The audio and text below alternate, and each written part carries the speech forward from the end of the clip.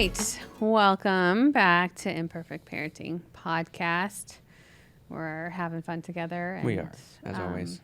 I think this meme actually, I feel like this person embodies what I remember of Delaney. I was thinking the same thing. Oh my goodness, that there's we should tell the meme and then I'll tell the story about Delaney. So go for it. So the meme is this. Me, parent, time to go. You dressed? And then my toddler comes out. And in this case, it's probably the parent dressing up, being funny. But it's from a movie. It's from a movie. Mm-hmm. I can't remember her name.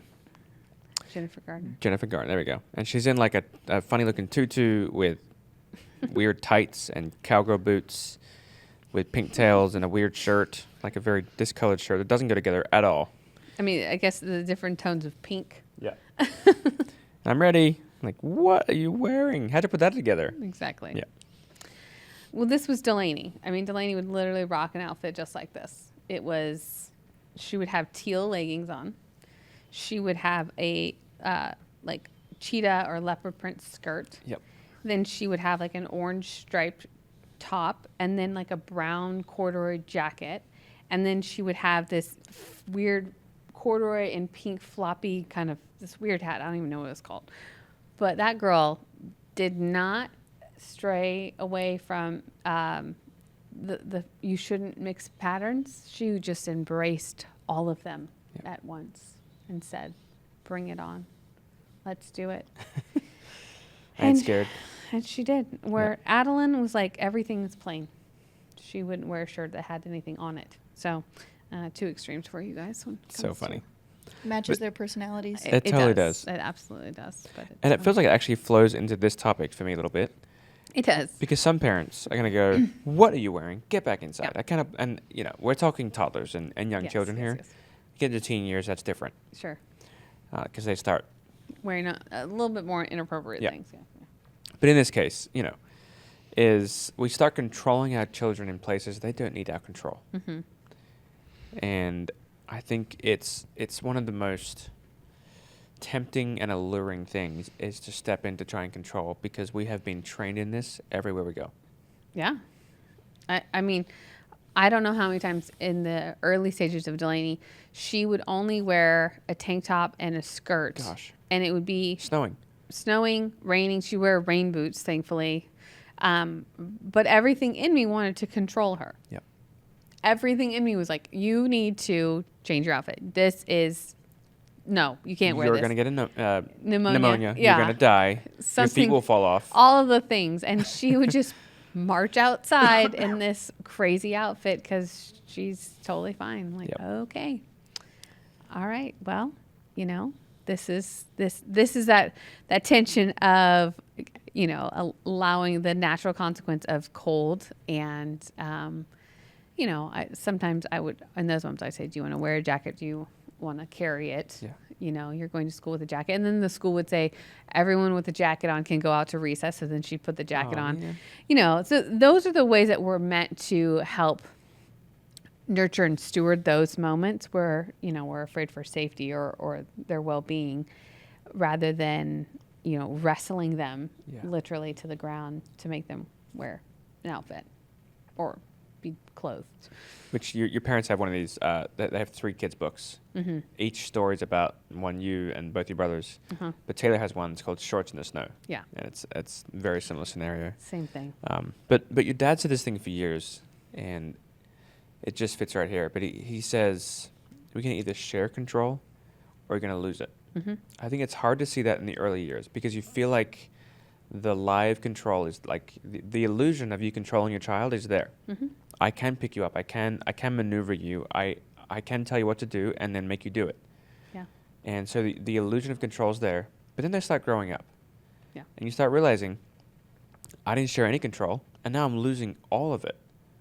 And I am freaked out. Sure. And so learning how to share control is really important. So talk for a minute about how we teach parents or what you tell a parent if they're listening today and they're going, I'm not doing a good job sharing. Yeah, I mean, it's simply that. You share it or you lose it. I mean, if you try and take all the control from a toddler, what do they have to say to prove that you don't? No. No. I just say no. Put your shoes on. No. Okay. So No, no, now no, I've no, no, no, no, lost, no. I took all the control, which I told you in order. If I say, do you want to carry your shoes or wear your shoes? And this is what I tell for parents with toddlers is just, you're in the land of choices. Do you want to carry your shoes or wear your shoes? Carry them. Do you want to put your shoes on in the car, or do you want to put your shoes on in the shopping cart? And this is how I share it, because otherwise I fight with them. I almost welcome the power struggles with the toddler, because I am not sharing control with the control freaks of the planet, the 2-year-old. I want all of the control. So I have to learn to share it with you in the small areas, so we can practice and build this rapport almost of, around me, you get this experience that I'm going to share this with you. Empowered. So I always say the red cup, the blue cup, the green spoon, the pink spoon. I mean, it's just ridiculous. It's all about, I'm sharing all the places of control that don't really matter. Mm-hmm. So that when I do pull out one that really does matter, your experience from me is that I empower you and I share with you. Yep. Rather than I try and manage you and control you. And you have the ability to now actually make good choices. So toddlers, it's all about choices. Yep. And I think choices kind of stay and linger as they grow up. But toddlers, you are just choices. Choices. And if you're not good at choices, you need to practice choices. Yep. So, and if you don't know where to practice, then just start at breakfast. How many choices can you give at breakfast? All of them. Lots of choices. Again, it's the ones that don't really matter. Like, either choice should make you deliriously happy, and there's 2 choices. And when they offer a third, you say, that's a great idea, but would you like A or B? Because those are the original ones I gave. Yep. Maybe we can do C another time, but right now it's A or B. You decide or I decide. That is what you live in with a toddler. Yep. We're practicing that empowerment. That's great.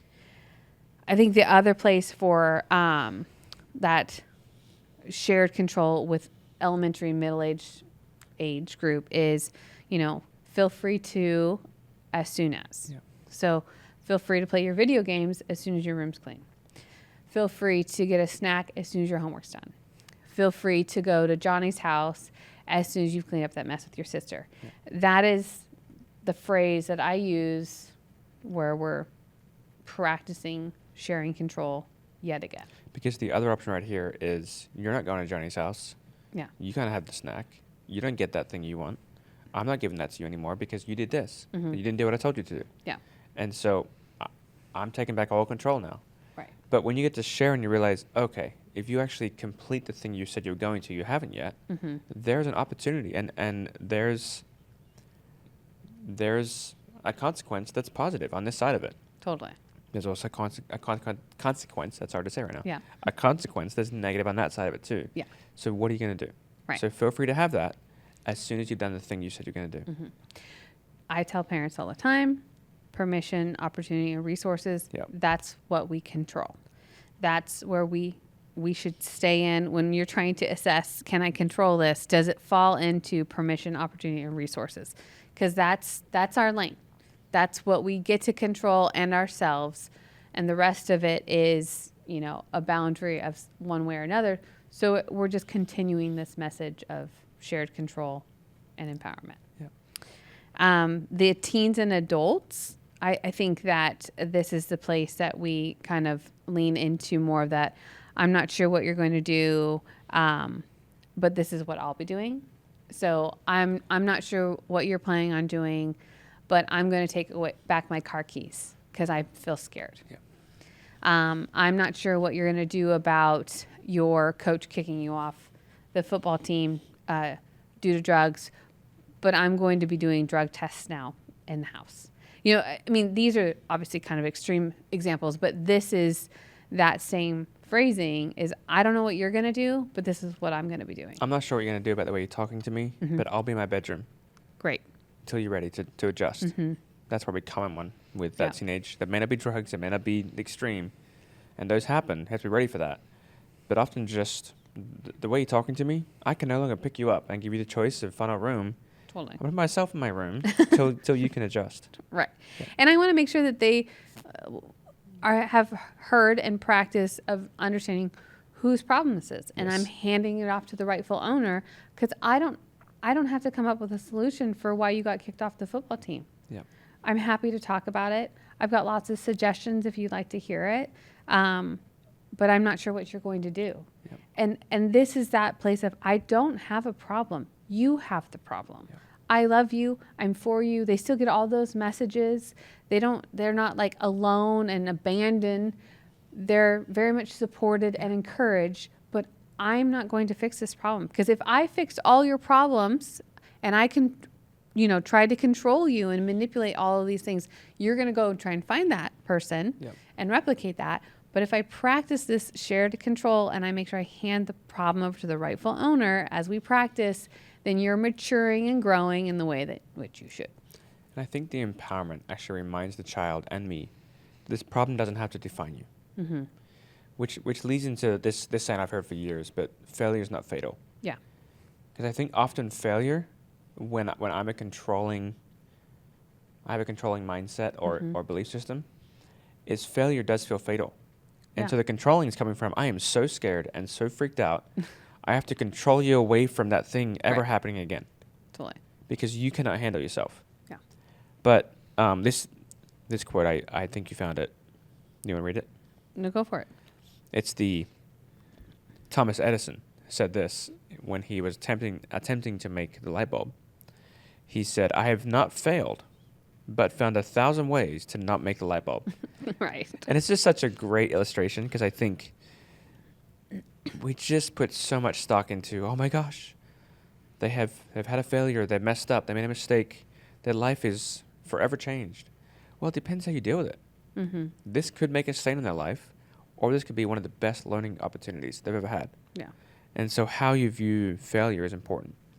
Well, the phrase I've heard my dad say recently is either you're learning or you're winning. Yes. And that's the reflection of Exactly. the Thomas Edison perspective, is that, he found 1,000 ways how not to. So I learned a lot. Yep. And then he won. Yep.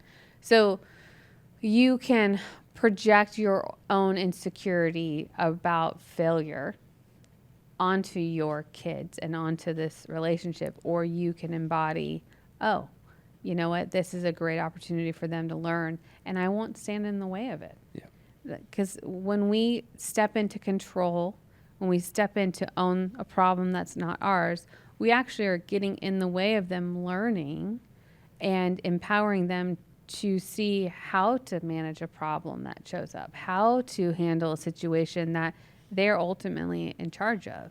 So if I keep my hands on the steering wheel and then am shocked when my kid doesn't know how to drive a car, it's because I was in the way the whole time. Yep. And you have to get out of the way. Mm. But that's the scary part of, if I'm not in the way, then you could fail. Yep. And so I'm either afraid of it because of how it'll make me look, fear of man. I'm afraid of it because I'm afraid of you enduring pain or suffering or rejection or a hardship message, which how am I ever going to build resilience in you if I'm always removing those moments from your life instead of teaching and navigating you through them? Yep. So we get ourselves in trouble as parents when we want resilient, strong, character-filled kids, but we don't want them to go through the reality of how to build that muscle. Yeah. So we are creating winning or learning environments, not winning or losing environments. Mm-hmm. And often the difference is my belief about if I can control this child or not, Mm-hmm. and then how that comes out in my parenting. So just addressing that yourself, checking in on yourself again. This is essentially what we say every episode is check in. What do you think? What are you seeing? What can you adjust? And then let that be the new cultural stone that shows up, that creates a safe place for your family and a great place to learn.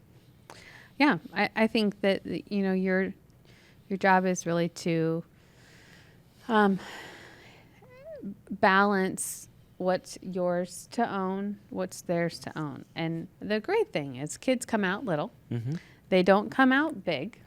And so their mistakes and failures are quite a bit smaller Right. in the beginning stages. So if you can nail down, I'm not working to, I can get rid of my need to control, and I can get it under control, and I control my freaking self, like we hear and my dad says. then I'm going to set them up for success as they continue to grow. And then I don't disrupt that growth process. I actually make space for it to be successful and thrive. Yep. So I think it's a hard thing to let go of control for parents. It's a hard adjustment because it's a really scary thing Yep. of what happens if I do let go of control. Ron Atkins was on the podcast recently on Dragon Slaves. You should go listen to that episode because his story is incredible. It's pretty wild. But he said this. He said that hate isn't the opposite of love. Fear is. So fear and love, and this is all throughout the Bible, but fear and love are mortal enemies. Sure. And so if love isn't growing, then fear is. And as soon as I get afraid, I want to control. And so we are turning the love on and chasing away fear. Because if not, we are looking to control something. Yeah. It's true. Come on. Well, do you want to pray for the people that are struggling to be control freaks? I do. Release them from the prison of Yes. bondage. Send them out with courage, since you're a great encourager. Yeah. Let me just give you a visual real quick. I have a close friend that does this thing with us, and he puts his hands upside down, and he says, pressure off, presence on. And so, Lord, my prayer today is that any place where pressure and fear have snuck in and are actually becoming our counselor and our leader in our parenting journey, that we would see pressure leave today, that we would give ourselves grace, that we would feel your presence, God, come in and chase away any wounds we haven't solved ourselves, God. Just come heal our heart so we can begin to show up full of your presence, full of your perspective, and that we would chase away the need to control and turn up the desire to love. That love chases away fear in our home, that our children begin to have an environment where learning is normal. Yeah. The mistakes are okay because something great comes out of it. So I bless these families. I bless these parents. In Jesus' name. Amen. Amen. All right, go have Wonderful. fun not being control freaks. See you next time.